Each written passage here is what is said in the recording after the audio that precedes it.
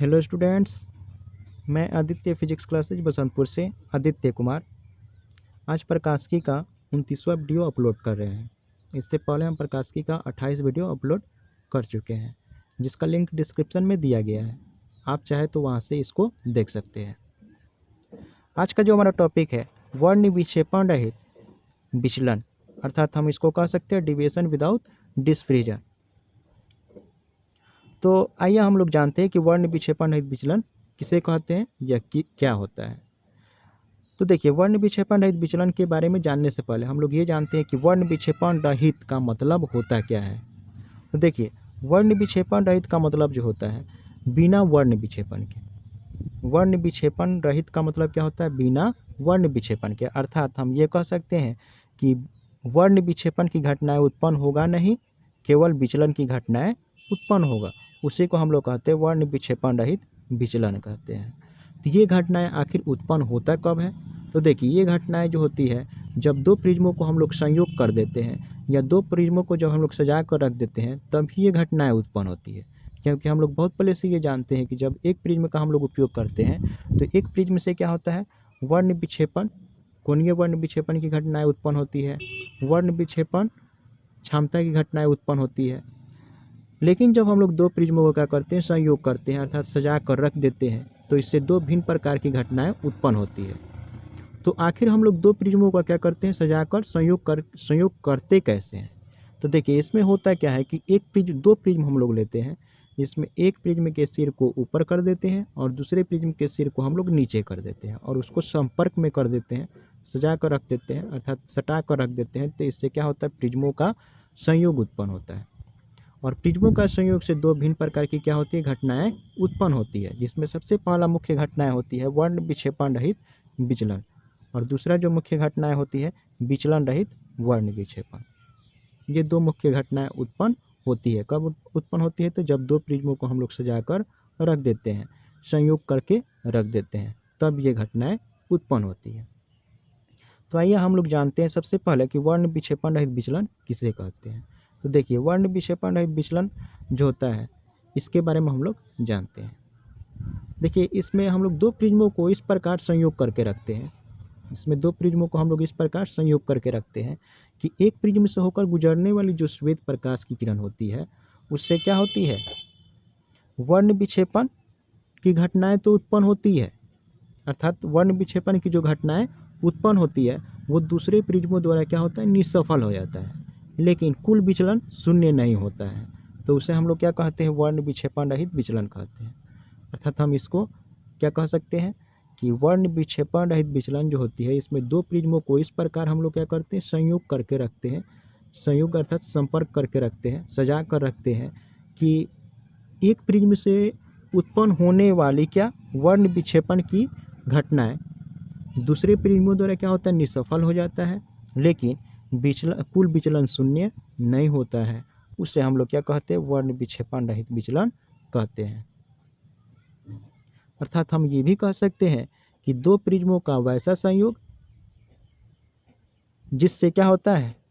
कुल वर्ण विक्षेपण क्या होता है? शून्य हो जाता है, लेकिन कुल विचलन शून्य नहीं होता है।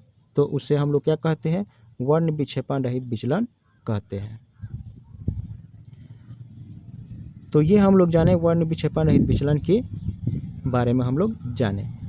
इसका हम डेफिनेशन यहाँ पे लिखे हुए हैं। देखिए, इसका डेफिनेशन हम यहाँ पे लिखे हुए हैं। वर्ण विक्षेपण रहित विचलन, दो प्रिज्मों का ऐसा संयोग जिससे उत्पन्न कुल वर्ण विक्षेपण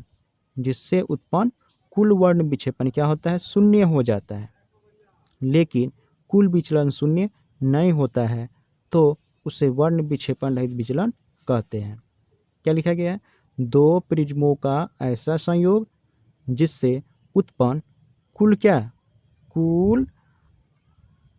कुल वर्ण विक्षेपण क्या होता है? शून्य हो जाता है, लेकिन कुल विचलन शून्य नहीं होता है, तो उसे वर्ण विक्षेपण रहित विचलन कहते हैं।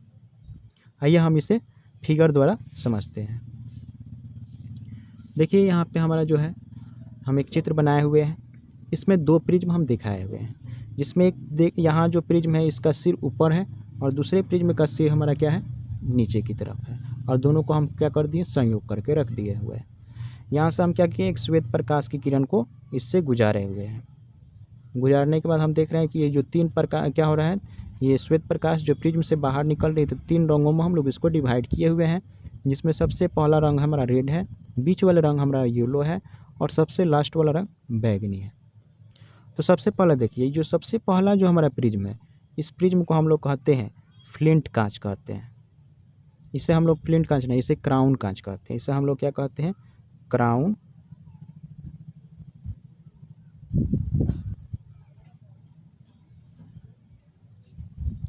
कांच, ठीक है, क्राउन,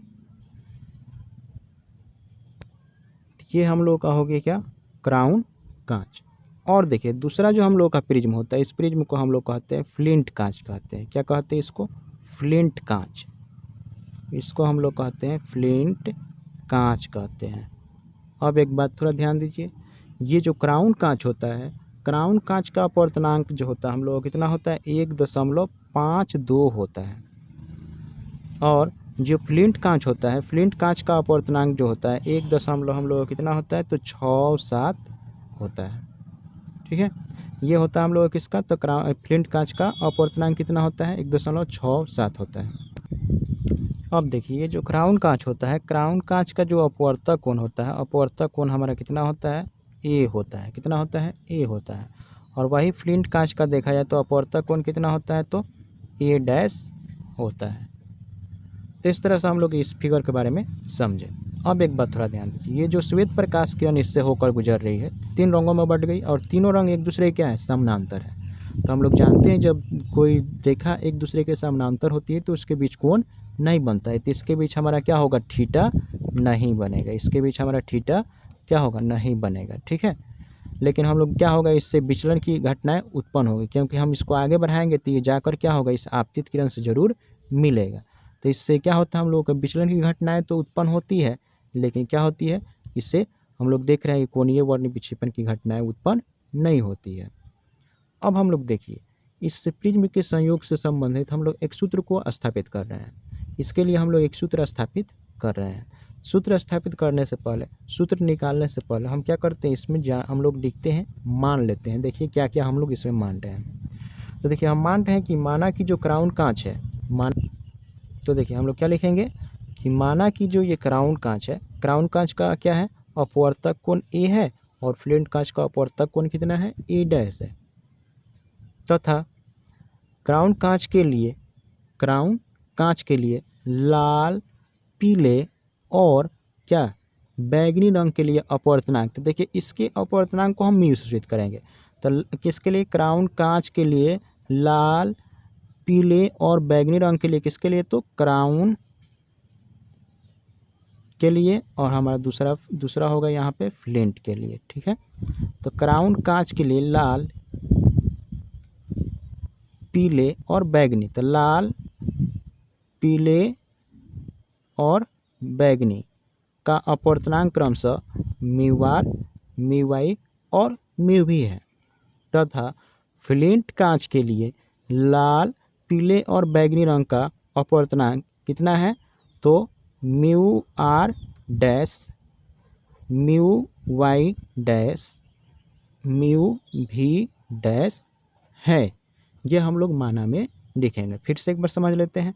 माना कि क्राउन कांच का अपवर्तक कोण ए तथा फ्लिंट कांच का अपवर्तक कोण कितना है, ए डैश है।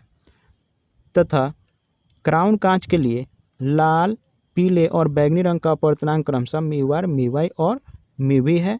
और फ्लिंट कांच के लिए अब क्या, लाल, पीले और बैगनी रंग का अपवर्तनांक क्रमशः कितना है, mu R dash, mu Y dash और म्यू भी डैश है, जिसे हम यहाँ पे लिखे हुए हैं। देखिए लिखा गया है, माना कि क्राउन कांच तो यहाँ पे लिखा गया है, माना कि क्राउन तथा फ्लिंट कांच का अपवर्तक कोण कितना है हम लोगों का, ए तथा ए डैश है। क्या लिखा है, देखिए ए तथा ए डैश है, ठीक। तथा लाल, पीले और बैंगनी रंगों का अपवर्तनांक क्रमशः किसके लिए, क्राउन तथा फ्लिंट कांच के लिए। क्राउन कांच के लिए कितना है, म्यू आर, म्यू आई और म्यू वी है, तथा किसके लिए, फ्लिंट कांच के लिए कितना है, mu R dash, mu I dash और म्यू वी डैश। ये हम लोग माना में लिखे हुए हैं।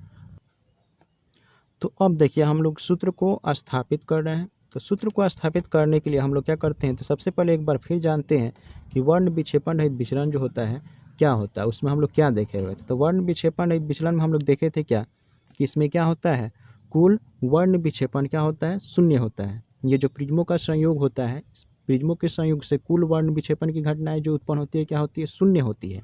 लेकिन कुल विचलन की घटनाएं शून्य नहीं होती, अर्थात कुल विचलन शून्य नहीं होता है, लेकिन क्या होता है, कुल वर्ण विक्षेपण शून्य होता है। तो हम सबसे पहले निकाल रहे हैं कुल क्या, वर्ण विक्षेपण निकाल रहे हैं। तो देखिए हम लोग क्या निकाल रहे हैं, कुल कोणीय वर्ण विक्षेपण हम लोग निकाल रहे हैं। देखिए कोणीय वर्ण कुल कोणीय वर्ण विक्षेपण को हम चाहे तो जनरली यहाँ से यहाँ तक बोल सकते हैं, अर्थात वर्ण विक्षेपण भी बोल सकते हैं, कुल वर्ण विक्षेपण। देखिए कुल कोणीय वर्ण विक्षेपण होगा कितना, तो सबसे पहले हम लोग देखिए कोणीय वर्ण विक्षेपण को सूचित कैसे करते हैं, तो थीटा से सूचित करते हैं। किससे सूचित करते हैं, थीटा से। और थीटा बराबर हम लोग का सूत्र क्या होता है, सूत्र कहता है क्या, कि सबसे लास्ट वाला रंग का अपवर्तनांक माइनस सबसे पहला वाला रंग का अपवर्तनांक इनटू जिस प्रिज्म का हम लोग क्या निकाल रहे हैं, कोणीय वर्ण विक्षेपण निकाल रहे हैं, उसका अपवर्तक कोण। ये हम लोग का सूत्र होता है। हम लोग इसे सूचित किससे करते हैं, तो थीटा से सूचित करते हैं।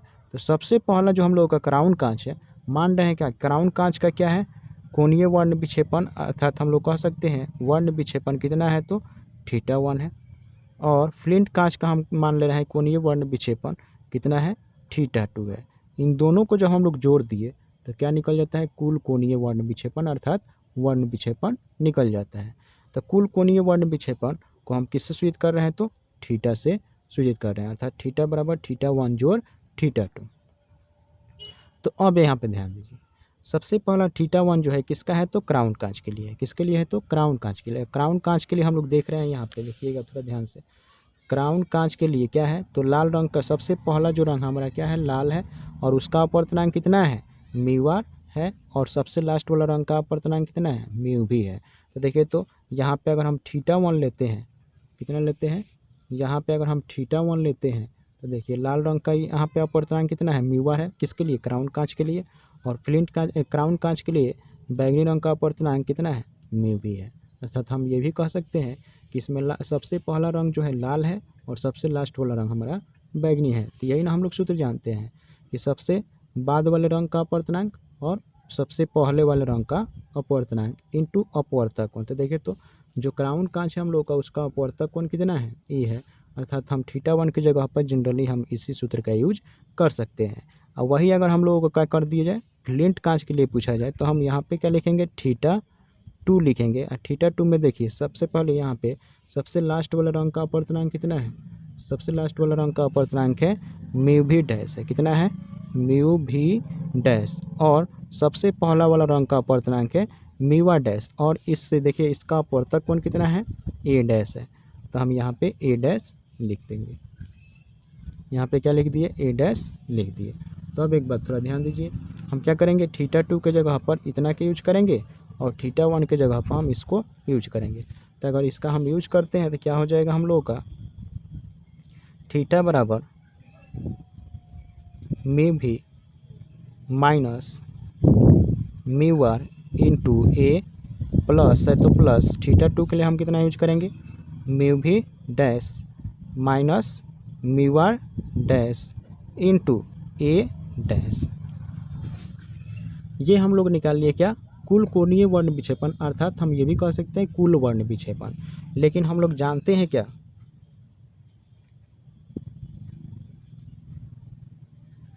लेकिन हम लोग क्या जानते हैं, कुल कोणीय वर्ण विक्षेपण क्या होता है, शून्य होता है। कुल कोणीय वर्ण विक्षेपण क्या होता है, शून्य होता है। तो हम क्या करेंगे, तो देखिए हम कुल क्या करते हैं, कोणीय वर्ण विक्षेपण की जगह पर क्या पुट कर देंगे, थीटा, क्योंकि हम लोग जानते हैं इसमें कुल कोणीय वर्ण विक्षेपण शून्य होता है। तो यहाँ पे जब हम शून्य पुट करेंगे तो शून्य बराबर हमारा क्या होगा, देखिए तो म्यू भी mu R into A plus mu भी dash minus mu R dash into A dash बराबर क्या 0 हो गया।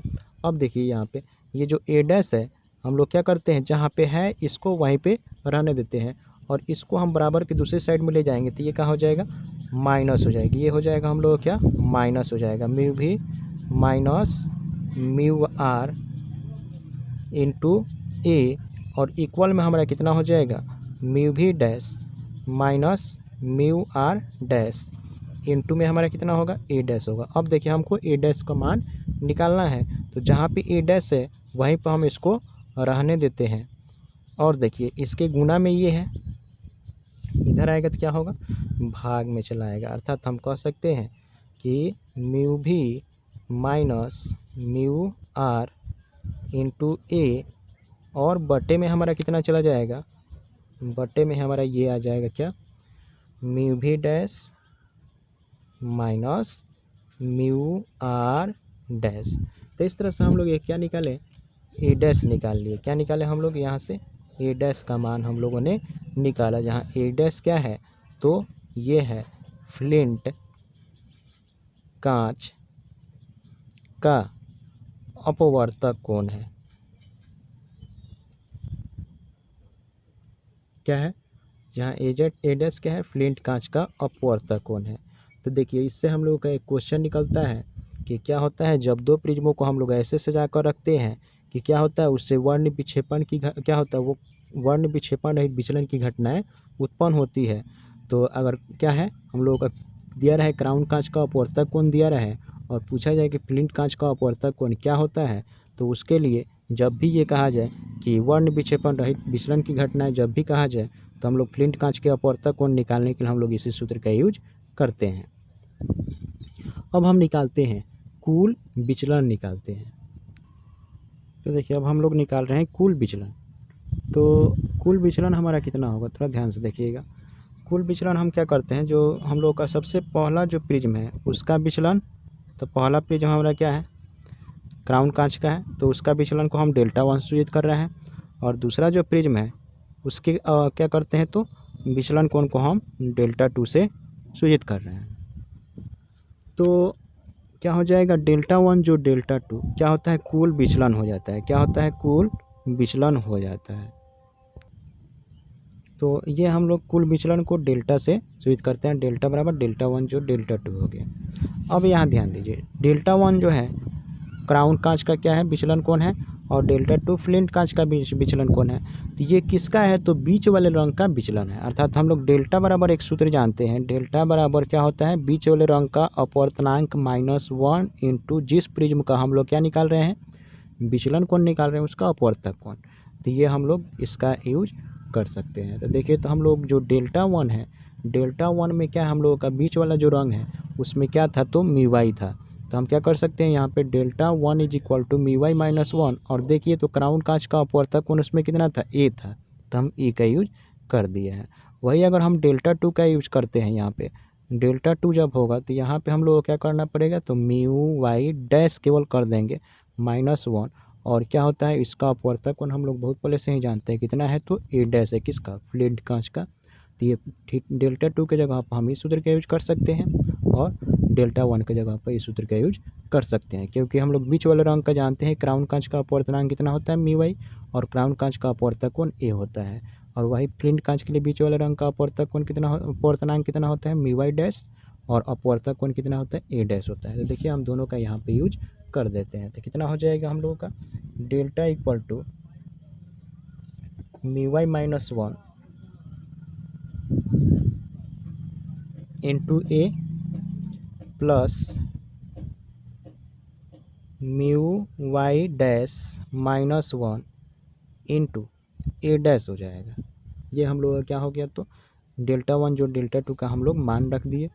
अब यहाँ पे ध्यान दीजिए, यहाँ पे ए जो डैश है, ए डैश का मान हम लोग बहुत पहले से निकाले हुए हैं, इसलिए हम इसको क्या करते हैं, समीकरण फर्स्ट मान लेते हैं। इसको हम क्या करते हैं, समीकरण फर्स्ट मान लेते हैं। तो देखिए हम क्या कर रहे हैं, तो ए डैश का मान समीकरण फर्स्ट में रखने पर लिखे हुए हैं, अर्थात ए डैश का मान समीकरण फर्स्ट में रख रहे हैं। जहाँ पे ए डैश का मान हम लोग देखिए यहाँ पे बहुत पहले से निकाले हुए थे, इसका मान हम यहाँ पे रख रहे हैं। तो देखिए तो कितना हो जाएगा, डेल्टा इक्वल टू क्या है हम लोगों का, तो mu Y minus one, mu Y minus one है, इसको हम हटा देते हैं, mu Y minus one into A है प्लस कितना है mu Y dash minus one, और ए डैश जो है ए डैश का मान हम लोग यहाँ से रखेंगे तो कितना होगा, देखिए तो माइनस है तो माइनस, और यहाँ पे लिखा गया है म्यू भी माइनस म्यू आर बटे म्यू भी dash minus mu R dash into में हमारा क्या है, देखिएगा यहाँ पे ए डैश है तो हम इसको क्या करते हैं ए डैश, इसको इसके क्या करते हैं ए डैश यहाँ पे हम लिख देते हैं, भले ए है ए डैश नहीं कितना है ए हम लोगों का दिया गया तो ये हम लिख दिए। अब यहाँ थोड़ा ध्यान दीजिए, हम लोग जानते हैं माइनस प्लस क्या होता है, माइनस होता है, तो डेल्टा बराबर क्या हो जाएगा म्यू वाई माइनस वन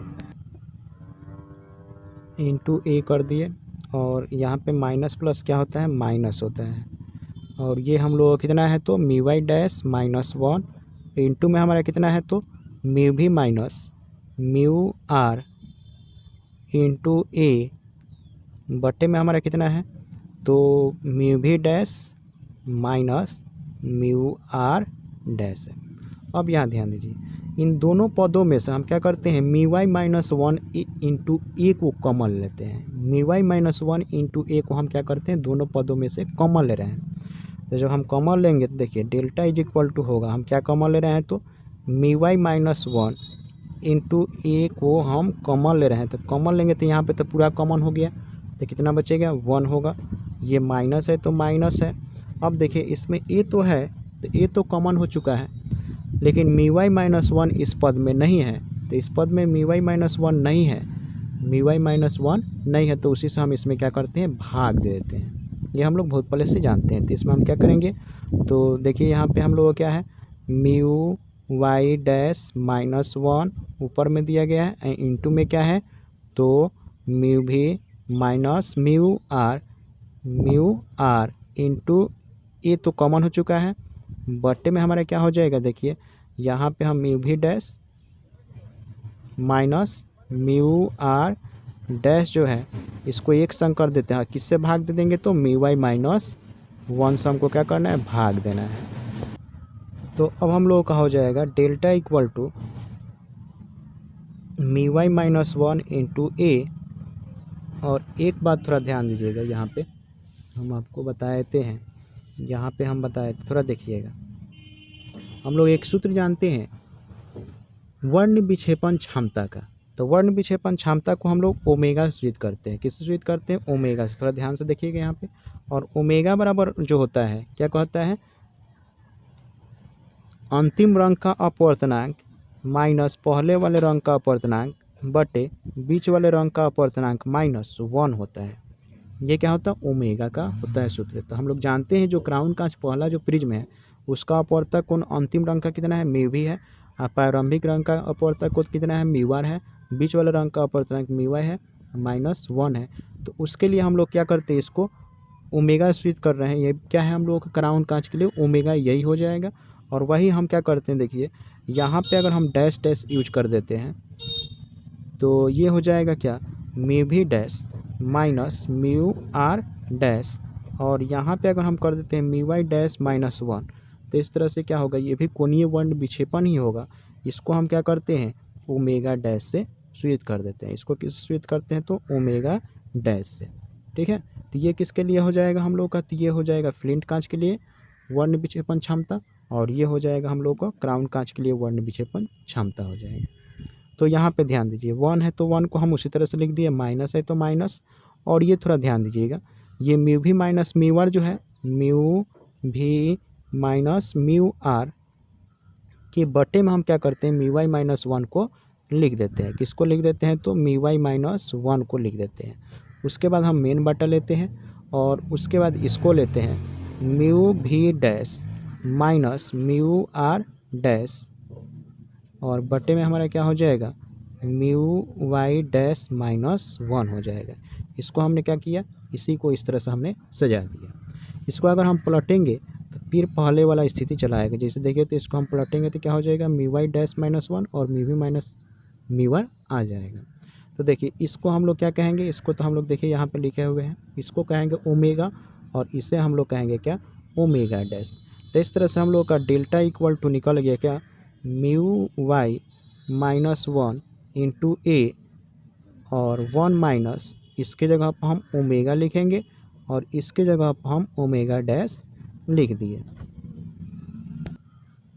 तो इस तरह से हम लोग क्या निकाले, यहाँ पे एक सूत्र निकाले और ये सूत्र हमारा किसका है, तो यही सूत्र निकाले हम लोग वर्ण विक्षेपण रहित विचलन के लिए। ये सूत्र हम लोग निकाले, ये सूत्र हम लोग किसका है, तो ये सूत्र है वर्ण विक्षेपण